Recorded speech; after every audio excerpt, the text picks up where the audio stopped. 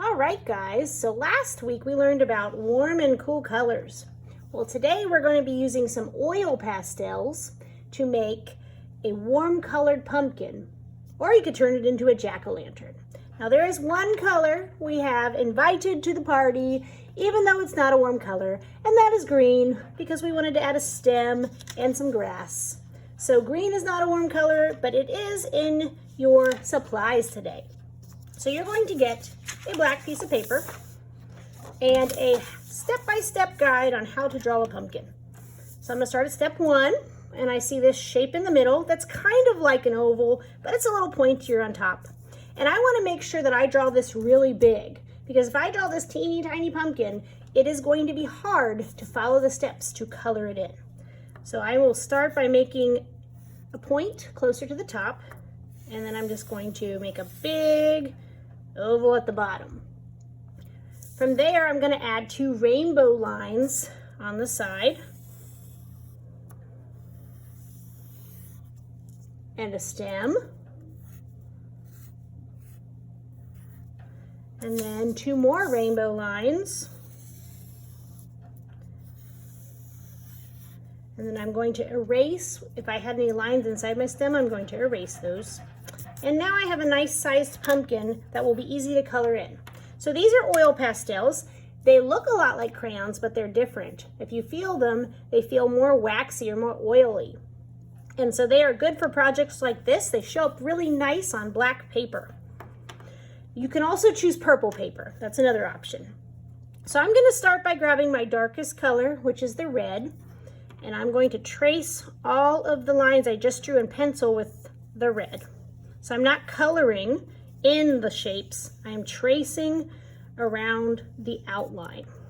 I'm not tracing around the stem though. From here, I'm going to get my next darkest color, which is regular orange, or I called it dark orange on the step-by-step guide that you guys can look at while you're working. And just on the inside of my red lines, I'm going to draw an orange line. Now, I want to make sure that I'm not coloring over the red lines, but more just drawing on the inside. This is why it's important to draw a nice big pumpkin, because it will be hard to do that if your pumpkin spaces are really little. Also though, I'm making sure that there's no black between the lines. So my orange line is sneaking right up on the red. They're touching each other. The only area where you can make it a little thicker is this middle spot, and I'll show you that in a second after I'm done tracing these smaller sections. In the middle section, you actually want to make it a little thicker. So just keep tracing. I'm still not coloring. You'll notice I'm just drawing lines. So I'm just making this a little thicker by continuously drawing some circles going inside. But I want to leave some space because I have another lighter color to add, and that's going to give the pumpkin some highlights. Now this color looks like a lighter orange, but if you don't have a lighter orange, you could also use yellow because they both end up looking the same on the paper. So I'm going to color all the rest of that space in. It looks kind of like a crescent moon shape.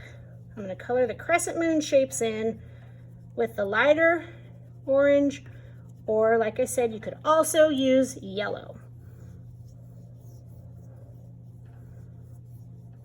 And I'm pushing pretty hard,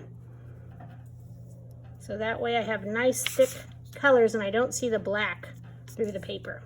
And that's why oil pastels work on these projects more so than crayons do, because you can make them nice and thick.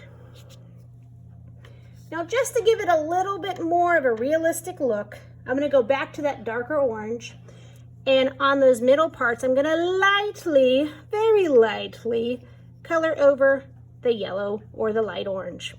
And what that does is it blends it, so it doesn't look like 3 different colors. It looks like a blended pumpkin that has highlights and dark spots, just like all realistic objects do. Okay, so my pumpkin is done. Now I'm going to color the stem with our party guest, which is green.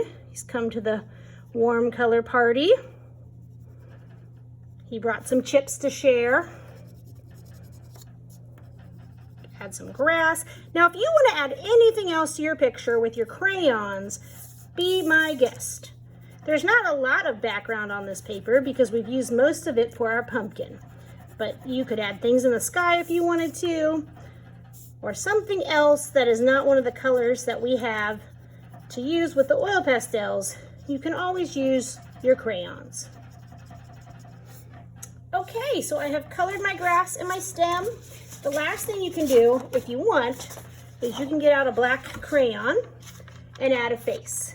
So this will color over top of this. Sometimes you might have to kind of wipe it off a little bit to get the oil pastel off of it, but it will show up if you want a nice or scary jack-o'-lantern face. So when you're finished with these today, you may take them home, and I want you to do your best and work your hardest and have an incredible art class.